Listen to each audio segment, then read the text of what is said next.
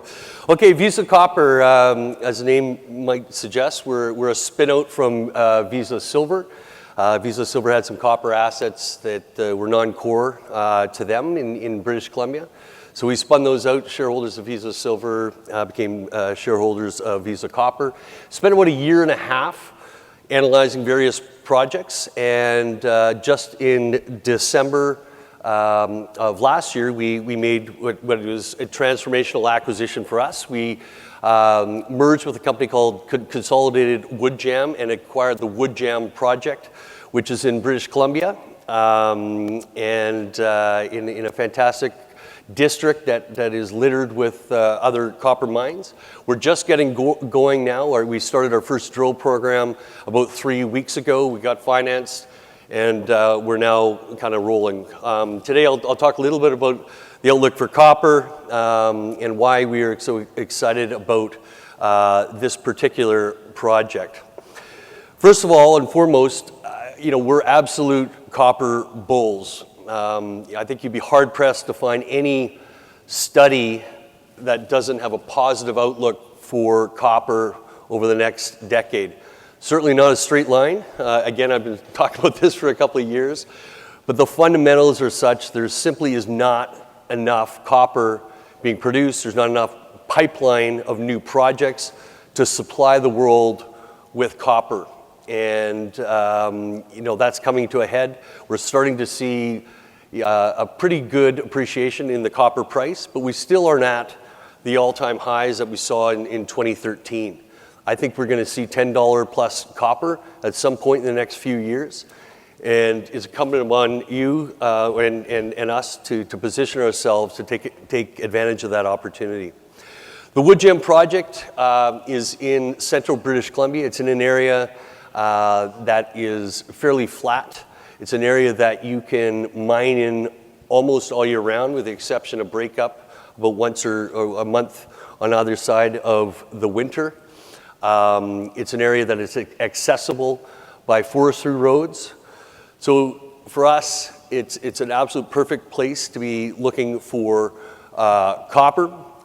The history on the project was that it was owned by Goldfields up until 2013. Goldfields is a major, actually was primarily a gold company. It was the last exploration project that they got rid of when they had a mandate to divest in non-core assets. So for the last 10 years, it's been held in a junior company with some very, very intelligent geologists who may not have had as much experience on the marketing side. So they've done a number of programs, but a few $100,000 every year just to keep the programs advancing. It's a large property package. I think we're up to 75,000 hectares. We've been, over the last 6 months, we've been assembling more land to give us a dominant position. Only 10% of the property has been explored to date. Goldfields had spent $30 million and 120,000 meters of drilling on the project up until 2013. And it really laid kind of dormant. It took us a long time to convince these guys to partner with us and part with the project. But we're happy we've acquired it. And as I said, we're just getting going on our operations right now. It has a historical resource on it of almost 2 billion pounds of copper and 1 million ounces of gold. The bit of drilling in the last 10 years is not included in that. And since that time, they've had some phenomenal results.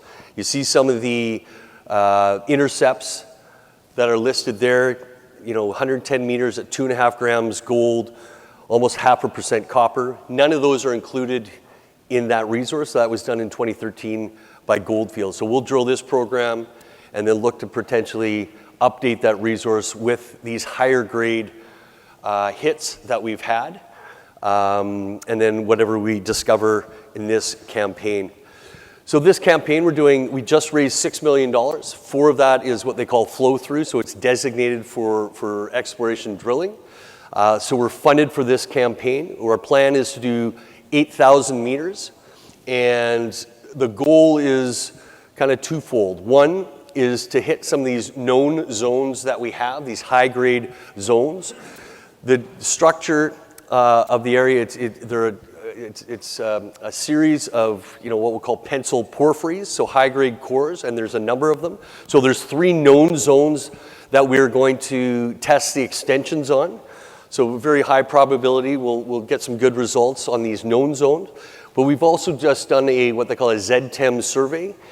And unbelievably, we've identified over 100 different potential targets.